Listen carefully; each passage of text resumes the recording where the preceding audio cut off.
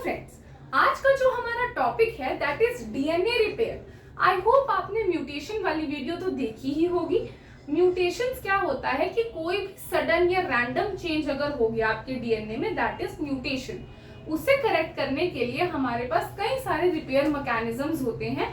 तो आज हम देखेंगे what is repair mechanisms and उसमें कुछ मेजर इन्वॉल्व एंजाइम्स। ठीक है, इसका बहुत ही हम शॉर्ट यहाँ पे लेने वाले हैं।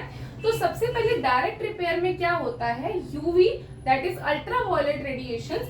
नॉर्मली जैसे हमें पता है कि एटी के बीच में हाइड्रोजन बॉन्ड बनता है, यहाँ पर वो थाइमिन डाइमर बना देगा विच इज नॉट नॉर्मल। तो यहाँ पर डीएनए फोटोलाइज एंजाइम आएगा जो कि थाइमिन डाइमर को ब्रेक करेगा और उसे करेक्ट करेगा। मिसमैच रिपेयर क्या होता है कि कभी मान लो कि ए के साथ जी आके जुड़ गया जो कि एक मिसमैच है, वो करेक्ट तो नहीं है, तो उसमें म्यूट एच और म्यूट एल एंजाइम्स का बहुत इंपॉर्टेंट रोल होता है। ये डॉटर स्ट्रैंड को पहचानते हैं और वहां से मिसमैच को करेक्ट करते हैं। एसओएस तब एक्टिवेट होता है जब आपकी बहुत ज्यादा म्यूटेशंस एक्यूमुलेट हो जाती हैं। अब हमें पता है अगर बहुत ज्यादा म्यूटेशंस एक्यूमुलेट हो गई हैं तो नॉर्मल डीएनए पॉलीमरेज तो नहीं आएगा क्योंकि उनके पास तो प्रूफ रीडिंग एक्टिविटी होती है।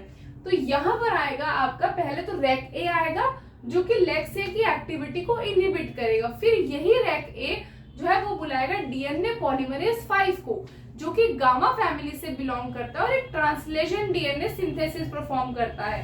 मतलब कितना भी एरर होगा ना, ये फिर भी सिंथेसिस कर देगा। नॉर्मल डीएनए पॉलीमरेज ये नहीं करते। Then there is base excision repair. अगर जो है कि बेस या शुगर में कुछ दिक्कत है तो सबसे पहले बेस और शुगर के बीच का बॉन्ड क्लीव करेगा डीएनए ग्लाइकोसाइलेज एंजाइम, फिर उसे रिमूव करा जाएगा वाया एपी एंडोन्यूक्लियस एंजाइम, सही बेस को इंसर्ट करके फिर जो लाइगेज है वो उसको ज्वाइन कर देगा।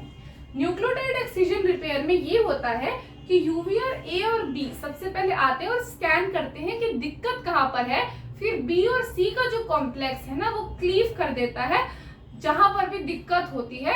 लेकिन ये इसमें ये नुकसान है कि लगभग 13 से 15 न्यूक्लियोटाइड्स एक्स्ट्रा लेकर निकल जाते हैं। होमोलॉगस रिपेयर का मतलब ये होता है, यहाँ पर अगर मान लो डबल स्ट्रैंडेड ब्रेक आ गई तो ये अपने होमोलॉगस क्रोमोसोम की सीक्वेंस को रीड करते हैं। यहाँ पर अगर आप देखेंगे तो फॉर्मेशन जो है ना वो होता है आपका इस तरीके से, जो कि होता है हॉलिडे जंक्शन का।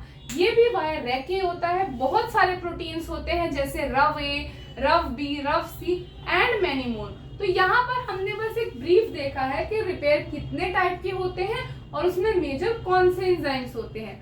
आई होप आपको इन पार्ट में से अपने एंट्रेंस एग्जाम में क्वेश्चंस देखने को मिले। अगर आपको ऐसी और वीडियोस चाहिए तो please do like and subscribe to our channel. अगर आपको नोट्स चाहिए बीएससी, एमएससी, पीएचडी एंट्रेंस से रिलेटेड, या फिर आपके कोई भी डाउट्स हो या फिर आपको हमारे साथ पढ़ना हो तो आप दिए गए नंबर पे या तो व्हाट्सएप कर सकते हैं या फिर ईमेल आईडी पे अपनी क्वेरी हमें मेल भी कर सकते हैं। Thank you very much.